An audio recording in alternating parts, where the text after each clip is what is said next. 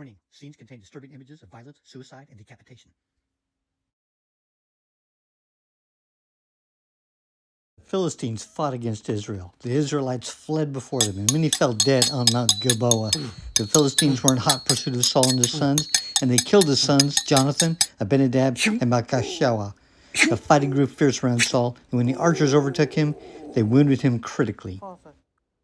Saul said to his armor-bearer, "Draw your sword and run me through, or these uncircumcised fellows will come and run me through and abuse me." I can't.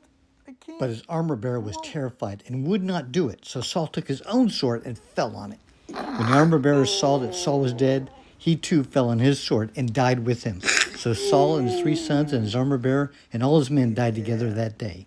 The next day, when the Philistines came to strip the dead, they found Saul and his 3 sons fallen on Mount Gilboa. They cut off his head and stripped off his armor, and they sent messengers throughout the land of the Philistines to proclaim the news in the temple of their idols and among their people. And they put his armor in the temple of the Ashtaroth and fastened his body to the wall of Bethshan.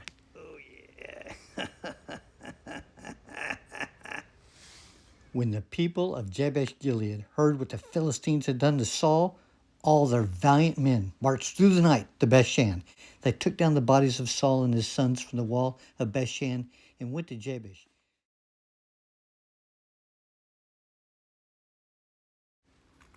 Where they burned them.